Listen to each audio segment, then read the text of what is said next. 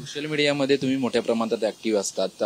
Social मीडियाच्या माध्यमातूनच प्रश्न विचारले जातात. ज्या तात्यांना मनसेमध्ये मोठं मान सन्मान त्यांचा व्हायचा, त्याच तात्यांना आता ठिकठिकाणी जाऊन उमेदवारीसाठी विनंती करावी लागते. मी उमेदवारीसाठी विनंती करत नाहीये, मी माझ्या शहरासाठी विनंती करते.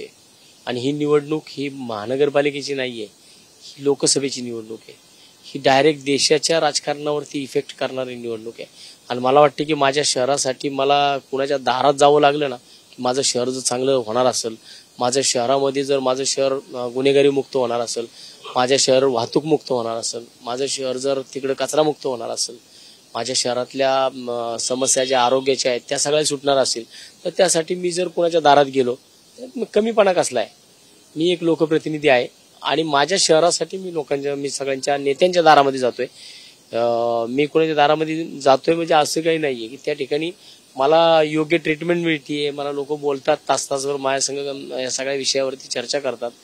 आणि ही महानगरपालिकेची निवडणूक असती तर वसंत मोरे अपक्ष उभा राहून निवडून येऊ शकतो, ही माझी ताकद आहे आणि ती भविष्यात मी दाखवेल. परंतु इथं 22-23 लाख मतांमध्ये मला उभं राहायचंय.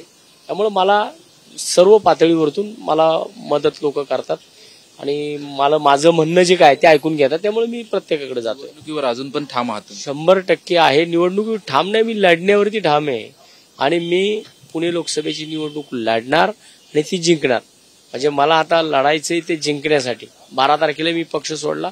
12 तारखेपासून आजपर्यंत माझं जे मार्गक्रमण चालू आहे हे माझं अतिशय चांगल्या पद्धतीने पुणेकरांच्या हितासाठी चालू आहे. इथं कुठली वसंत मोरेची आजपर्यंत 15 वर्ष नगरसेवक आहे, पण 15 वर्षामध्ये कधी स्वतःचं हित किंवा स्वहित पाहिलं नाही. कायम कात्रजच्या जनतेचं हित पाहिलं, पुण्याच्या जनतेचं हित पाहिलं. आणि मला वाटतं की आता सुद्धा जर मी जी लोकसभेची निवडणूक लढू इच्छितोय ती पुण्याच्या जनतेसाठी लढू इच्छितोय. त्यामुळं मला अनिल भाऊ जाधव हे आहेत ज्यांनी 2019ची पुण्याची निवडणूक लढवली लोकसभेची. 65,000 मतदान त्यांना वंचितकडनं झालेलं आहे. त्यामुळे मला वाटतं की अनिल भाऊ सारखी लोक जी माझ्यासारख्या कार्यकर्त्याला फोन करतात की तात्या तुम्ही इथे या, आपण भेटू, हे माझं मोठेपण आहे. त्यामुळे मला वाटतं की मी कुणाच्या उगाच सांगण्यावरनं इकडे आलेलो नाहीये. 65,000 मतदान ज्याच्या पाठीशी आहे त्या माणसाने मला फोन केलाय. इकडे माझे मित्र अतुल परदेशी साहेब आहेत, यांनी मला हा सगळा माझ्या याच्यामध्ये योग आणला. आणि या सगळ्या योगातनं मला वाटतं जे होईल ते चांगलंच होईल आणि पुणेकरांसाठी होईल.